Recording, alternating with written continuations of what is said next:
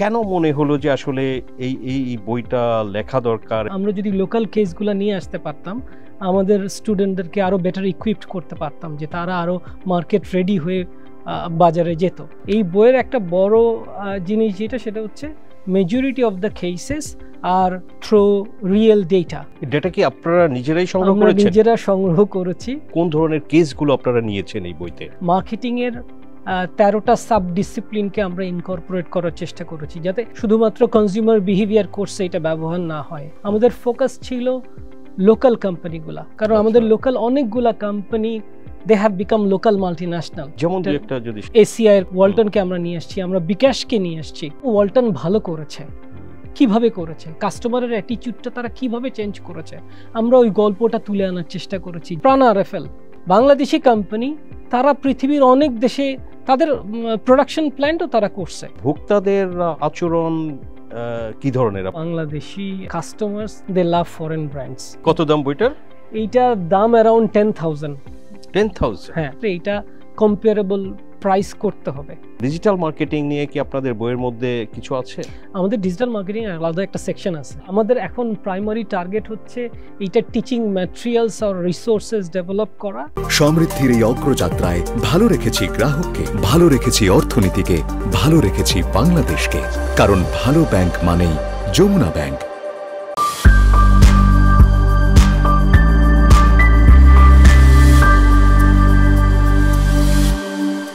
প্রিয় দর্শক, Jamuna bank presents TVS corporate টক্সে আপনাদের সবাইকে স্বাগতম। আমি সাজ্জাদুর রহমান আছি আজকে আলোচনায়। দর্শক, আমাদের সঙ্গে গেস্ট হিসেবে আছেন প্রফেসর ইসমাইল হোসেন, ঢাকা ইউনিভার্সিটির মার্কেটিং ডিপার্টমেন্টের প্রফেসর, কিন্তু বর্তমানে লিয়েনে কাজ করছেন, যেটা হচ্ছে লন্ডন স্কুল অফ ইকোনমিক্সের এবং মোনাশের প্রোগ্রাম। এখানে ইউনিভার্সাল কলেজ বাংলাদেশের সঙ্গে আছেন প্রফেসর ইসমাইল হোসেন। তো সম্প্রতি প্রফেসর ইসমাইল এবং তার আরও দুইজন কলিগ ঢাকা ইউনিভার্সিটির মার্কেটিংয়ের প্রফেসর, তারা একটি বই লিখেছেন। দর্শক, আমরা কর্পোরেটে ইউজুয়ালি সিওদের সঙ্গে আলোচনা করি, বাট এখানে আজকে আসলে কেন আমরা একজন প্রফেসরকে আনলাম, ওনারা একটি নতুন বই লিখেছেন। বইটির টাইটেল হচ্ছে marketing in a transition economy, new realities, challenges and prospects. So এখানে লোকাল কেস স্টাডিজ ইউজ করা হয়েছে। বিভিন্ন ডিসিপ্লিনে এটা টোটাল 13 সাব ডিসিপ্লিন ভাগ করে টোটাল 39টা রিয়েল কেস আছে। সো দর্শক, যেটা হয় যে বাংলাদেশে যারা আসলে এখানে এই যে আন্ডার গ্র্যাজুয়েশন করেন কমার্স ফ্যাকাল্টিতে বা বিবিএ করে থাকেন, এমবিএ যারা করে থাকেন, সো আমরা দেখেছি বইগুলো আসলে মোস্টলি আমেরিকান বই বা বাইরের বই। আসলে এখানে কেস স্টাডিজগুলোও থাকে, কিন্তু আসলে ওই আমেরিকান কোম্পানিগুলোর কেস স্টাডি থাকে। তো এখানে যেটা করার চেষ্টা করেছেন professor Ismail and his two colleagues, যে আসলে বাংলাদেশের যে কেস স্টাডিজগুলো সেগুলোকে সেগুলো নিয়ে বই লেখা, সো দ্যাট আসলে যারা এখানে গ্রাজুয়েশন করছে তাদের জন্য আসলে প্র্যাকটিক্যাল কিছু ধারণা পাওয়া যাবে, if I am true. So professor Ismail, আপনাকে স্বাগতম টিভিএসে। আপনাকেও ধন্যবাদ আমাকে ইনভাইট করার জন্য। রাইট, আমি একটা ইন্ট্রোডাকশন দিলাম আপনার বইয়ের সম্পর্কে এবং আপনার যে কো অথর দুইজন, আপনি সংক্ষেপে যদি আপনার কো অথর কারা ছিল একটু নামটা বলেন। আমার বাকি দুইজন co-author Dhaka university marketing ডিপার্টমেন্টের প্রফেসর, তারা professor Nasrin Akhtar and professor Abu Reza Mujareba. আচ্ছা, ওকে, ফাইন। আমাদের আসলে একজনকে নিয়েই আমরা আলোচনা করি, আদারওয়াইজ স্কোপ থাকলে ওনাদেরকেও আমরা এখানে ইনভাইট করতাম। সো প্রফেসর ইসমাইল, আমরা যদি শুরু করতে চাই যে এই যে আপনারা তিনজন মিলে যে একটি বই লিখলেন, তো কেন মনে হলো যে আসলে এই বইটা লেখা দরকার, এবং আপনারা আসলে এই বইটা লেখার মাধ্যমে কি করতে চেয়েছেন? দেখেন, আপনি আপনার প্রারম্ভিক যে বক্তব্য সেটাতেই আপনি বলেছেন যে আমাদের এখানে ক্লাসরুমগুলোতে বাইরের এক্সাম্পলগুলো আমাকে বাধ্য হয়ে ব্যবহার করতে হয়। আমি যখন ঢাকা ইউনিভার্সিটিতে জয়েন করেছি 2005-এ, সো তখন থেকেই যখন ক্লাসে পড়াতে যেতাম, স্টুডেন্টরা লোকাল এক্সাম্পলগুলো তারা চাইতো এবং সেইটা নিয়ে ক্রিটিক্যাল অ্যানালিসিস করতে বলতো। সো ইনস্ট্যান্টলি আমাদেরকে পিক করতে হইতো যে আমাদের আশেপাশে কোনো এক্সাম্পল থাকলে সেটা দিয়ে ইনস্ট্যান্টলি, তো সব ইনফরমেশন তো সেখানে থাকতো না।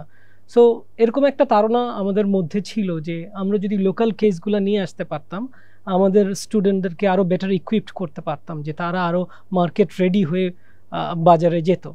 সো সেই ধারণা থেকেই ধরেন আমি পিএইচডি করে আসার পরে আমরা তিনজন একসাথে বসে আমরা চিন্তা করি যে কি করা যেতে পারে। সো আমাদের প্ল্যান ছিল আমরা ইন্টারন্যাশনাল স্ট্যান্ডার্ডেরই কিছু কেস আমরা করব। এই কারণে আমরা স্প্রিংজার নেচারের সাথে কথা বলি, আমাদের প্রপোজাল পাঠাই। সেই প্রপোজাল অলমোস্ট 3 বছর রিভিউ প্রসেসের মধ্যে ছিল, মাঝখানে করোনা চলে আসলো। এর অ্যাপ্রুভালের এরপরে আমরা শুরু করলাম কাজ। এই বইয়ের একটা বড় জিনিস সেটা হচ্ছে মেজরিটি অফ দ্য কেসেস আর থ্রু রিয়েল ডেটা। আমরা এম্পিরিক্যাল প্রাথমিক ডেটা নিয়ে আমি কেসগুলো ডেটা কি আপনারা নিজেরাই সংগ্রহ করেছেন? নিজেরা সংগ্রহ করেছি, এবং বাংলাদেশের রিসার্চ কালচারটা অত স্ট্রং না। এই কারণে কোম্পানিগুলোর সাথে যখন যোগাযোগ করেছি তারা সহজে রেসপন্স করতে চায় নাই। এরকম এক্সাম্পলও আছে। আমি একটা কোম্পানির পিছনে 6 মাস আমি চেষ্টা করেছি একটা ইন্টারভিউয়ের জন্য। আচ্ছা আচ্ছা। বাট ইভেনচুয়ালি তারা রাজি হয়েছে। অনেক ক্ষেত্রে দেখা গেছে যেই কেসটা কোম্পানিটাকে সাজেস্ট করেছিলাম প্রপোজালে, পরে চেঞ্জ করতে হয়েছে কারণ আমি তাদের কাছ থেকে অ্যাক্সেস পাইনি। আচ্ছা, সাপোর্টটা পাননি। তো আপনার এই বইতে যেটা বলছিলাম যে আপনি 39টি আপনারা কেস এখানে সংযুক্ত করেছেন, তো এগুলো আসলে কোন ধরনের প্রতিষ্ঠানকে বা কোন ধরনের কেসগুলো আপনারা নিয়েছেন এই বইতে? আমরা চেষ্টা করেছি যে আমরা যেহেতু এটা বিজনেস গ্র্যাজুয়েটদের জন্য, সো মার্কেটিংয়ের 13টা সাব ডিসিপ্লিনকে আমরা ইনকর্পোরেট করার চেষ্টা করেছি, যাতে এটা কম্প্রিহেন্সিভ করার চেষ্টা করেছি, যাতে শুধুমাত্র কনজিউমার বিহেভিয়ার কোর্সে এটা ব্যবহার না হয়, স্ট্র্যাটেজিক মার্কেটিংয়েও যাতে ব্যবহার হয়, ব্র্যান্ড ম্যানেজমেন্টে, সাপ্লাই চেইন ম্যানেজমেন্টে, কাস্টমার রিলেশনশিপ ম্যানেজমেন্টে। সো মোটামুটি একটা কম্প্রিহেন্সিভ একটা আই উড সে একটা প্যাকেজ এই বইটাকে আমরা চিন্তা করেছি।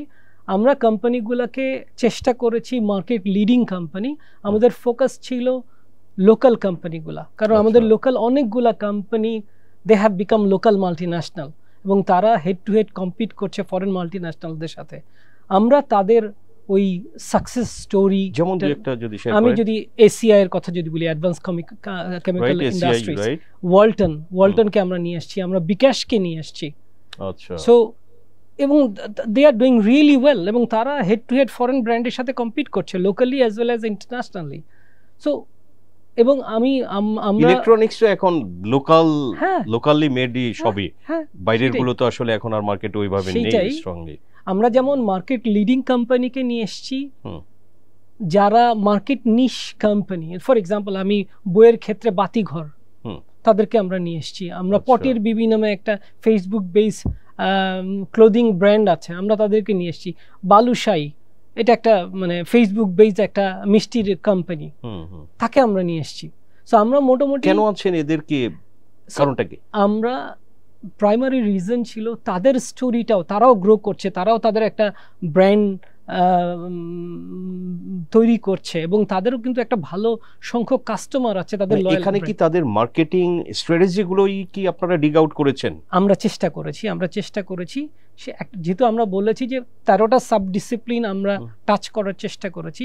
সো তারা যেই সাব ডিসিপ্লিনের জন্য তাদেরকে আমরা চিন্তা করেছি। ফর এক্সাম্পল আমি যদি ওয়ালটনের কথা বলি, ওয়ালটনের আমরা ব্র্যান্ড অ্যাটিটিউড দেখার চেষ্টা করেছি, কারণ Walton was a local brand and Bangladesh technologically অতটা সফিস্টিকেটেড কোনো কান্ট্রি অফ অরিজিন না, তারপরেও ওয়ালটন ভালো করেছে।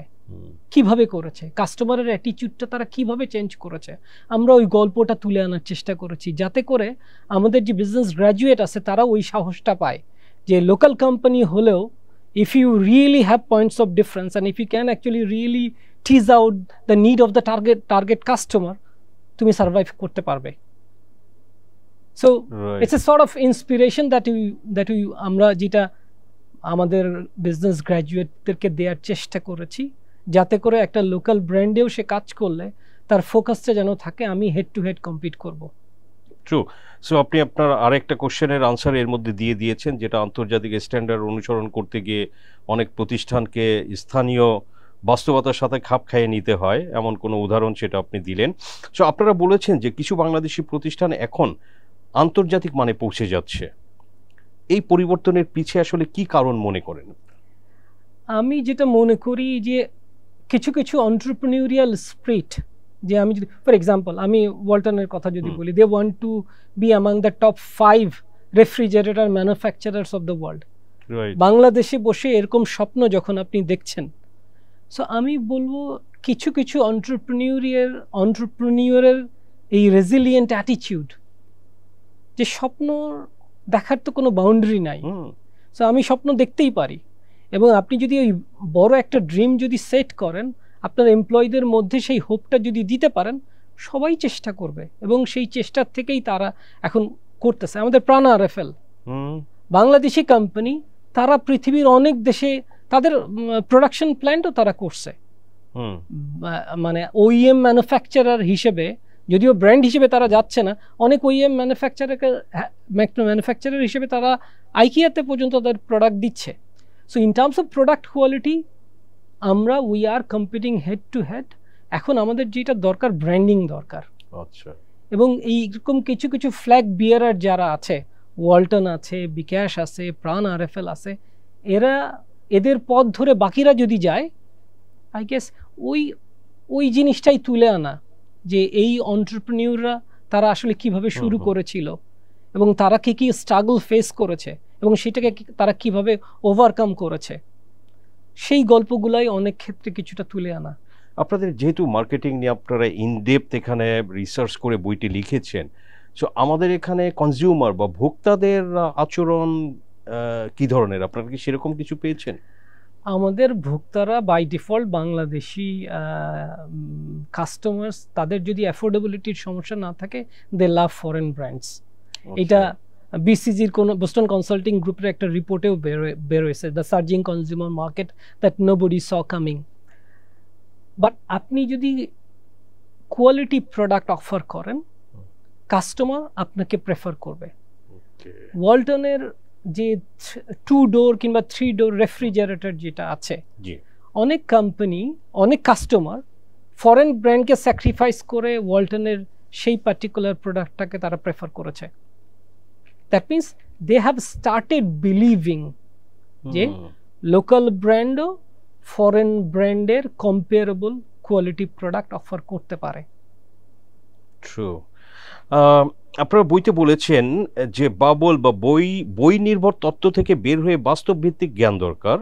সো বাংলাদেশের মার্কেটিং শিক্ষা কি এখনো তত্ত্বের মধ্যেই আছে? আমি এখন পর্যন্ত আপনাকে বলতে পারি, কারণ আমাদের এই যে কেস, বাংলাদেশি কোম্পানিগুলোর উপরে কেসগুলো আগে অ্যাভেলেবল ছিল না, এবং আমি বলবো being a part of that academic faculty group, আমাদের নিজেদের চেষ্টারও কিছুটা ঘাটতি আছে, ছিল। আমাদের প্রিডিসেসররা তো উদ্যোগটা নেন না। হ্যাঁ, উদ্যোগটা নেন নাই। যদি ওই উদ্যোগটা থাকতো, এতদিনে আমাদের ভান্ডারে অনেক বাংলাদেশি কেস জমা হতো। But better late than never, like এখন তো শুরু হয়েছে। যদি এইটার উপযুক্ত ব্যবহার হয় ক্লাসে, আমাদের কেস বেসড এডুকেশন যেটাকে আমরা চিন্তা করি, কেস বেসড লার্নিংটাকে যদি ফোকাস করি, যে শুধুমাত্র থিওরি না, সেই থিওরিটার অ্যাপ্লিকেশন কিভাবে হচ্ছে। এই কারণেই এই বইটাতে যখন আমরা একটা কেস নিয়ে এসেছি, এটার আন্ডারনিথ একটা পার্টিকুলার মার্কেটিংয়ের ওই সাব ডিসিপ্লিনের একটা থিওরি নিয়ে কথা বলেছি। ফর এক্সাম্পল, আমি অ্যাটিটিউড চেঞ্জের কথা বললাম ওয়ালটনের ক্ষেত্রে, বিকাশের ক্ষেত্রে টেকনোলজিক্যাল চেঞ্জ কিভাবে এমএফএস কোম্পানিগুলোকে ফ্যাসিলিটেট করেছে, সেই জিনিসগুলো নিয়ে এসেছি আমরা। সো ওইগুলা করাতে যেটা হবে আমার কাছে, আমরা আশা করছি যে আগে ছিল না, এখন অ্যাভেলেবল আছে। আমাদের ফ্যাকাল্টি মেম্বাররা যদি এইটাকে ওভাবে ইউজ করে ক্লাসে, এইটার জন্য তাদেরকে একটু কষ্ট করতে হবে, যে এইটা টিচিং ম্যাটেরিয়ালস যেটা আছে, আমরা প্রসেসে আসি, টিচিং ম্যাটেরিয়ালসগুলো আমরা ডেভেলপ করছি, কারণ যেহেতু একটা ফরেন পাবলিশারের আন্ডারে এটা পাবলিশ হয়েছে, সো তাদের এগ্রিমেন্টও লাগবে যে আমাদের এই টিচিং ম্যাটেরিয়ালসগুলো আমরা অ্যাভেলেবল করবো কিভাবে। আমরা চেষ্টা করছি। বইটা একটু এক্সপেন্সিভ, যেহেতু বাইরের পাবলিশার এটা পাবলিশ করেছে। আমি পাবলিশারের সাথে আমরা কথা বলছি যে আমরা বাংলাদেশের জন্য একটা স্পেশাল প্রাইস এডিশন আমরা করতে পারি কিনা। ইনিশিয়ালি দে এগ্রিড, এখনো প্রসেসের মধ্যে আছে। কত দাম বইটার? এইটার দাম অ্যারাউন্ড 10,000। 10,000? হ্যাঁ। সো এটা too expensive for Bangladeshi market. So আমরা চেষ্টা করছি, এই সবগুলোই আমরা তুলে ধরেছি যে দেখো, এটাকে যদি ম্যাস ইউজ এনশিওর করতে হয়, সেই ক্ষেত্রে এটা কম্পেয়ারেবল প্রাইস করতে হবে। অ্যারাউন্ড 1500-2000 এর মধ্যে রাখা যদি যায় এটার ব্যবহারটা ইনশিওর করা যাবে। সো আমরা চেষ্টা করছি। রাইট, ওকে। তো এই যে আমাদের শিক্ষা ব্যবস্থা নিয়ে অনেকটা কথা হয় যে এটা আসলে বাজারমুখী না, বাস্তবধর্মী না, জাস্ট একটা সার্টিফিকেট দেওয়া হচ্ছে। তো এটা আসলে এই পরিবর্তনটার জন্য কি করা দরকার অ্যাজ এ টিচার, একাডেমিশিয়ান, আপনি কি মনে করেন? আমি আগে যেটা বললাম, ধরেন ফর এক্সাম্পল আমাদের স্টুডেন্টরা তারাও তো এই সমাজেই থাকে, রাইট? তারা তো আশেপাশে দেখছে। সো যখন আমি আমাদের কোনো একটা পার্টিকুলার টপিক যখন পড়াচ্ছি সেটাকে লোকাল এক্সাম্পল টেনে নিয়ে এসে তার সাথে রিলেট করে যদি তাদেরকে পড়াই, প্লাস সেই রিলেটেড একটা অ্যানালিটিক্যাল থিঙ্কিংয়ের জন্য একটা কেস যদি তাদেরকে দেয়া হয়, ইউ রিড দ্য কেস, এইটার যে ক্রিটিক্যাল কোয়েশ্চেনগুলো আছে সেগুলো নিয়ে আমরা চিন্তা করব, প্লাস এগুলো নিয়ে নেক্সট ক্লাসে এসে কিংবা সাবসিকুয়েন্ট ক্লাসে আমরা ডিবেট করব ক্লাসে।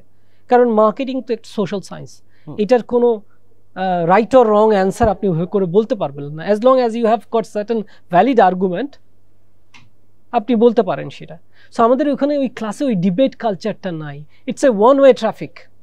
টিচার যেটা বলছে স্টুডেন্ট সেটা শুনছে, স্টুডেন্টের কোশ্চেন, হ্যাঁ পরীক্ষা দিচ্ছে।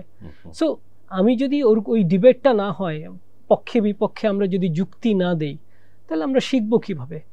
রাইট। সো আপনাদের এই বইটি যেটা বিদেশি প্রতিষ্ঠানগুলোর কাছে মেবি একটা বিগিনার্স গাইড হিসেবে হতে পারে, তো বাংলাদেশের বাজারে যারা আসতে চায়, ধরেন যে সেটা লোকাল কোম্পানি বা বিদেশি কোম্পানি, তাদের জন্য কি ধরনের পরামর্শ, মার্কেটিং এর পরামর্শ আপনারা?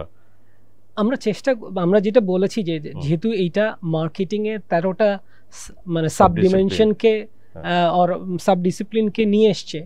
সো এই যে comprehensive, so more or less এই বইটা যদি বাইরের যারা ইনফ্যাক্ট আমাদের প্রপোজাল যখন আমরা সাবমিট করেছি তখন পাবলিশারেরও এরকম একটা কোয়েশ্চেন ছিল যে এটা তো বাংলাদেশ নির্ভর বই, আমরা কেন ছাপাবো, আমাদের বেনিফিট কি? সো তখন আপনার এই এক্স্যাক্টলি এই পয়েন্টটাই রেজ করা হচ্ছে। লুক, বাংলাদেশে যেহেতু it's a transition economy, emerging economy, এখানে ফরেন অনেক ইনভেস্টর আসবে, ফরেন ব্র্যান্ডগুলো এখানে অপারেট করবে। সো তারা বাংলাদেশ সম্বন্ধে যদি জানতে চায় বাংলাদেশের বিজনেস এনভায়রনমেন্ট কেমন, এখানকার মার্কেটিং প্ল্যানিংগুলো কিভাবে হয়, ব্র্যান্ড কিভাবে ম্যানেজ করা হয় এখানে, সো সেই জিনিসগুলোর একটা বাস্তবধর্মী ধারণা তারা এই কেস বইয়ের থেকে পাবে।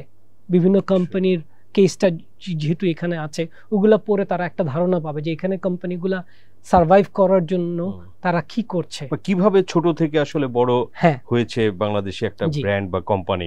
সো এখন ধরেন যে অনেকটা তো আপনি যেটা বলছিলেন যে বিজনেস স্ট্যান্ডার্ড কোয়াইট পপুলার অনলাইনে যেটা বলছিলেন, সো ডিজিটাল মার্কেটিং যেটা এখনকার একটা খুবই গুরুত্বপূর্ণ একটা অ্যাসপেক্ট, অনেকেই হয়তো বিষয়টা এখনো বুঝতে পারছে না। সো ডিজিটাল মার্কেটিং নিয়ে কি আপনাদের বইয়ের মধ্যে কিছু আছে? আমাদের ডিজিটাল মার্কেটিং আলাদা একটা সেকশন আছে, একটা সাবসেকশন আছে। সেই ডিজিটাল মার্কেটিং এ আমরা বিকাশের ব্যাপার আসছি, এখানে আমরা সাজগোজের ব্যাপার নিয়ে আসছি, যে একটা এরকম 3টা কোম্পানি আছে। সো আমরা ডিজিটাল মার্কেটিং স্ট্র্যাটেজি তারা কিভাবে ফলো করে এবং কোনটা ক্লিক করছে কোনটা ক্লিক করছে না, কেন করছে না, সো সেই জিনিসগুলো নিয়ে 3টা কেসে আমরা সেগুলো মানে মানে এক্সপ্লেইন করার চেষ্টা করেছি। এবং কিছু কোয়েশ্চেন, ইন্ট্রিগিং কিছু কোয়েশ্চেন প্রত্যেকটা কেসের পিছনেই দেয়া আছে, যাতে করে সেটা নিয়ে ক্লাসের স্টুডেন্টরা কিংবা কর্পোরেট হাউসে যখন তারা ট্রেনিং করে তারা ডিবেট করতে পারে যে তার এই স্ট্র্যাটেজিটা ভালো ছিল, ভালো থাকলে কেন ভালো ছিল, ভালো না থাকলে কেন কাজ করে নাই। সো ওই জিনিসগুলো দেয়া আছে, ডেফিনেটলি আছে, ডিজিটাল মার্কেটিং আলাদা সেকশন আছে। গ্রেট। সো প্রফেসর ইসমাইল, আমরা আলোচনা শেষের দিকে আপনার কিছু ব্যক্তিগত উপলব্ধি বা অভিজ্ঞতা নিয়ে দু একটি প্রশ্ন করতে চাই, দর্শকরাও হয়তো ইন্টারেস্টেড হবে।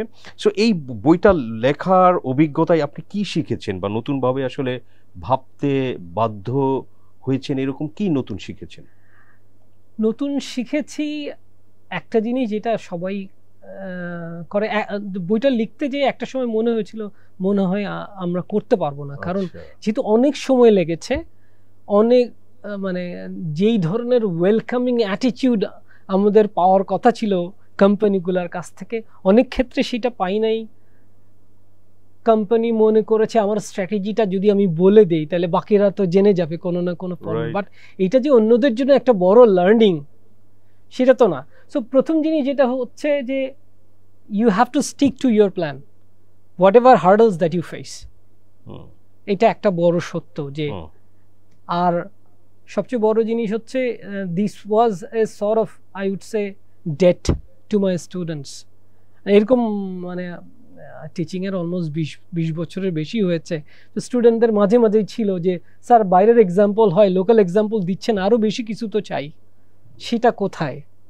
সো সেখানেও আমার একটা দায়িত্ব ছিল। সো আমরা চেষ্টা করেছি সেই দায়িত্বটা কিছুটা পালন করার জন্য, যদিও এটা this is the baby step, আরও অনেক কিছু করার আছে। সো প্রবাবলি এটা অন্যদেরকে ইন্সপায়ার করবে যে লোকাল কেসগুলোকে, লোকাল সাকসেস ফেইলিয়ার স্টোরিগুলোকে আরও তুলে আনতে, কারণ এটা আমাদের কনটেক্সট, আমরা যদি না জানি বাইরের লোকরা তো এসে জানাবে না।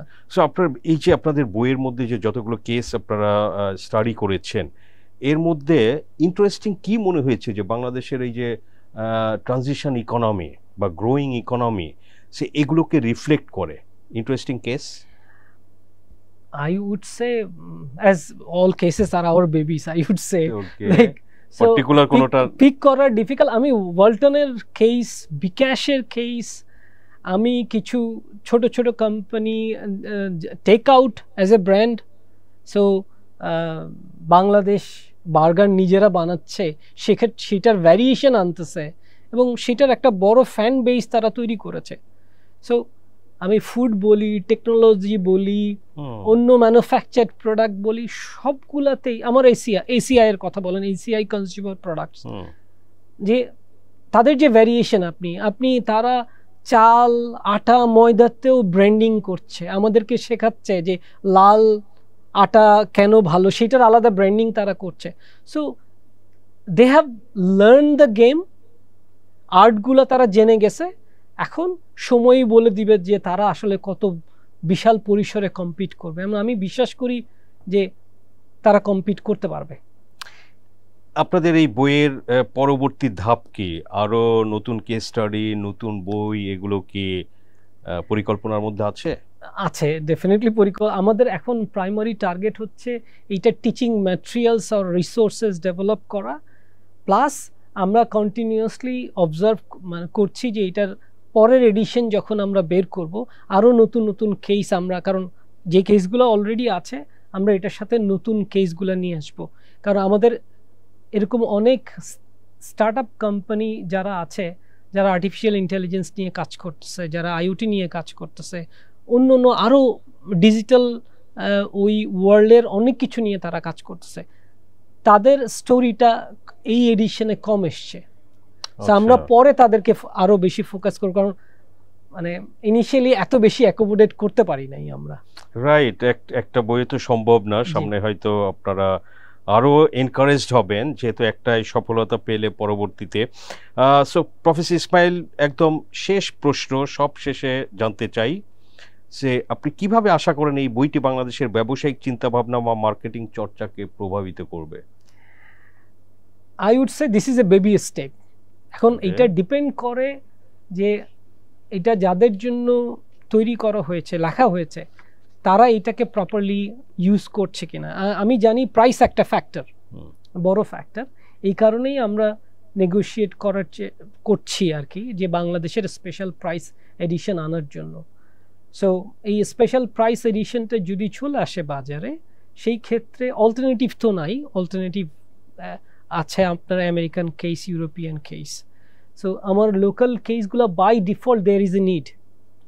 So I am being very optimistic, এবং আমাদের যে লঞ্চিং প্রোগ্রাম হয়েছে ঢাকা ইউনিভার্সিটিতে জুন মাসের 23 তারিখে, ওখানে অলমোস্ট 30+ কর্পোরেট হাউসের রিপ্রেজেন্টেটিভ ছিল, একাডেমি অনেক বিজনেস স্কুলের ডিন ছিলেন, চেয়ারম্যানরা ছিলেন। So they know that there is a product, যে এরকম একটা কেস বই আছে, আগে যেটা ছিল না। So already they are somewhat informed. So when it is available, now the pricey version is available, but Bangladeshi version যখন আসবে তখন হয়তো এটা ম্যাস লেভেলে এটার ইউজ হবে।